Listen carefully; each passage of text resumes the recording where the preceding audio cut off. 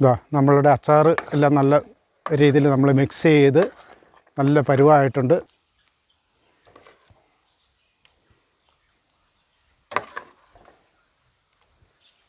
Hello friends, നിങ്ങൾക്കെല്ലാവർക്കും നമ്മുടെ പുതിയൊരു വീഡിയോയിലേക്ക് സ്വാഗതം.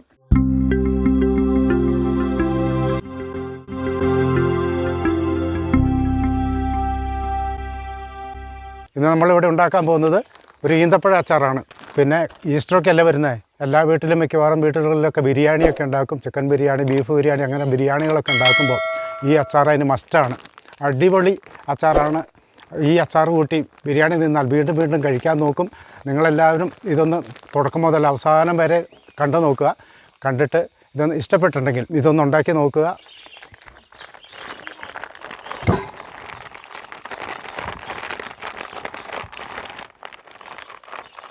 ഹലോ കൂട്ടുകാരെ, അപ്പോൾ നമ്മൾ കൊണ്ടുവന്ന ഈന്തപ്പഴം പൊട്ടിച്ചൊരു ബൗളിലേക്ക് മാറ്റിയിരിക്കുകയാണ്. ഇതിൻ്റെ അകത്ത് നമുക്കൊരു ശകലം ഇതൊന്ന് കുതിരാൻ വേണ്ടി ഒരു കുറച്ച് വെള്ളം ഒന്ന് തളിച്ച് വെക്കുവാണ്. ഇതൊന്ന് മൊത്തം ഒന്ന് വിട്ട് കിട്ടാൻ വേണ്ടിയിട്ടാണ്.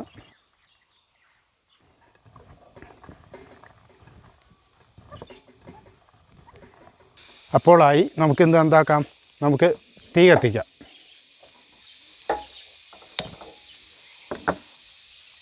ഇതിനകത്തോട്ടൊരു പാത്രം എടുത്ത് വെക്കുകയാണ്. അപ്പോൾ ഞാൻ ഇതിൻ്റെ ചേരുവകൾ നിങ്ങൾക്ക് പരിചയപ്പെടുത്തി തരാം. ഇത് ഒരു 100 ഗ്രാം ഇഞ്ചി അരിഞ്ഞു വെച്ചിരിക്കുന്നു, ഒരു 8 പച്ചമുളക് വട്ടത്തിലരിഞ്ഞത്, ഒരു 100 ഗ്രാം വെളുത്തുള്ളി, ഉപ്പ്, മഞ്ഞൾപ്പൊടി, കാശ്മീരി ചില്ലി, സാദാ മുളക് പൊടി, ഇതൊരു 150 ഗ്രാം വാളംപുളി പിഴിഞ്ഞ് അരിച്ച് വെച്ചിരിക്കുന്നതാണ്. ഇതൊരു 300 ഗ്രാം വെല്ലം ഉരുക്കി കരടൊക്കെ കളഞ്ഞ് വെച്ചിരിക്കുന്നതാണ്. ആവശ്യത്തിനായ നല്ലെണ്ണ ഇതിൽ നിന്ന് എടുത്തൊഴിക്കുക. കറിവേപ്പില, കായപ്പൊടി, കടുക്, ഉലുവ, ടൊമാറ്റോ സോസ്, ഇത്രയും സാധനങ്ങളാണ് നമുക്ക് ഇതിൻ്റെ അകത്തേക്ക് ആവശ്യമുള്ളത്. നമ്മുടെ ചട്ടിയൊക്കെ ചൂടായിട്ടുണ്ട്. ഞാൻ അതിൻ്റെ അകത്തോട്ട് ഒരു 300 മില്ലി നല്ലെണ്ണ ചേർക്കുകയാണ്.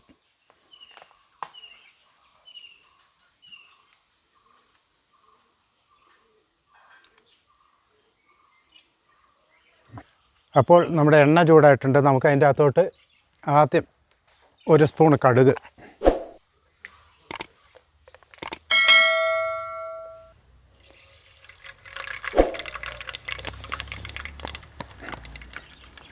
ഇനി ഫ്ലെയിം കുറച്ച് കൊടുക്കണം കേട്ടോ, അല്ലെങ്കിൽ ഇതെല്ലാം കരിയാൻ സാധ്യതയുണ്ട്. അതുകൊണ്ടിങ്ങനെ ഫ്ലെയിം കുറച്ച് വെച്ചിട്ട് നമുക്ക് ചെയ്യാം. ഒരു 3/4 ടീസ്പൂണ് ഉലുവ, അടുത്തത് വെളുത്തുള്ളി ഇട്ട് കൊടുക്കാം. ഇഞ്ചി നീളത്തിൽ കനം കുറച്ചരിഞ്ഞത് കേട്ടോ, നീളത്തിൽ കനം കുറച്ചരിഞ്ഞ് വെച്ച ഇഞ്ചി. നമ്മുടെ പച്ചമുളക്,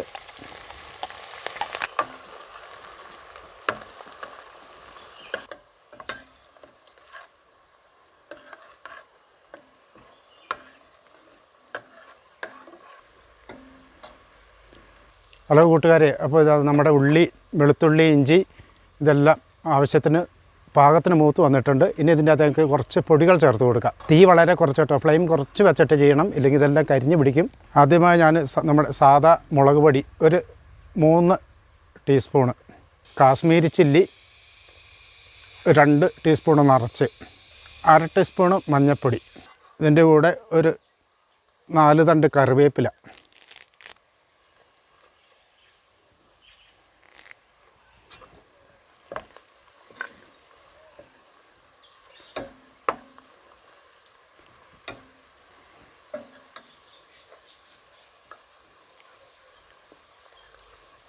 നമുക്കൊരു കുറച്ച് ഒരു 1.5 ടീസ്പൂണ് കായപ്പൊടി.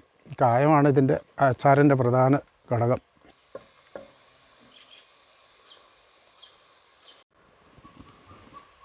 അപ്പോൾ നമ്മളുടെ പൊടിയെല്ലാം മൂത്തു, പച്ചമണം എല്ലാം മാറിയിട്ടുണ്ട്. നമുക്കതിലേക്ക് നമ്മുടെ ഈന്തപ്പഴം ഇട്ട് കൊടുക്കാം.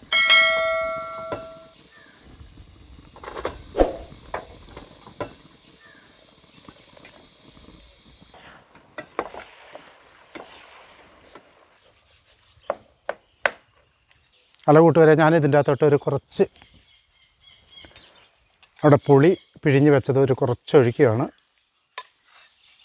ഇനി ഒരു 10 മിനിറ്റ് നേരം ഇരുന്നിട്ട് എന്താക്കണം, ചെറിയ തീയിൽ ഇതിരുന്ന് വേകട്ടെ. ഈ തപ്പഴം വെന്ത് കഴിഞ്ഞിട്ട് നമുക്ക് അടുത്ത ചേരുവകൾ ചേർക്കാം.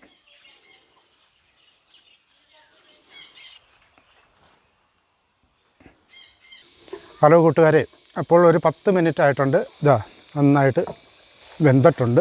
നമുക്കിനി ഇതിനെ ഒന്ന് ഉടച്ചെടുക്കാം.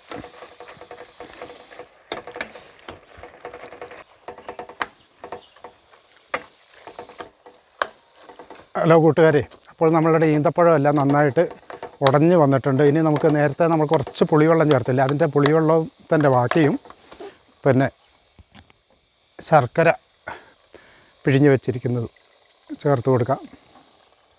ഇത് 300 ഗ്രാം ശർക്കരയുണ്ട് കേട്ടോ. അത് മൊത്തം നമുക്കിതിൻ്റെ അകത്തോട്ട് ഒഴിച്ച് കൊടുക്കാം.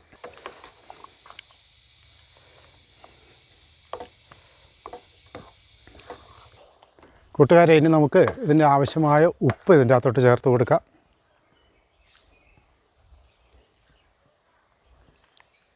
ഒരു 1.5 ടീസ്പൂൺ ഉപ്പാണ് ചേർത്തിരിക്കുന്നത്. ഇനി നമുക്ക് പോരെങ്കിൽ ഒന്നും കൂടെ നോക്കിയിട്ട് ചേർക്കാം.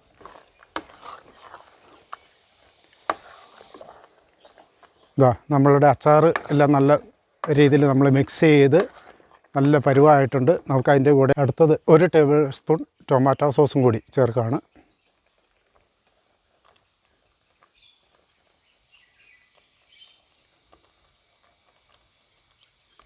അങ്ങനെ നമ്മളുടെ ചേരുവകളെല്ലാം റെഡിയായി. അച്ചാർ പാകത്തിന് കുറുകി.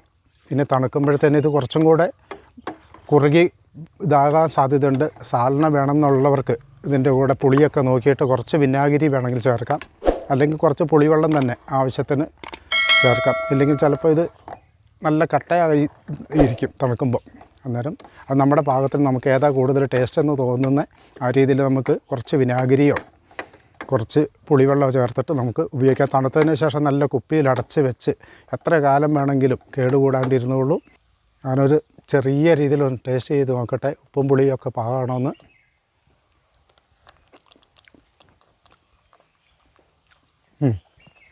സൂപ്പറായിട്ടുണ്ട്. ഉപ്പും എരിവും പുളിയും എല്ലാം മാക്സിമം.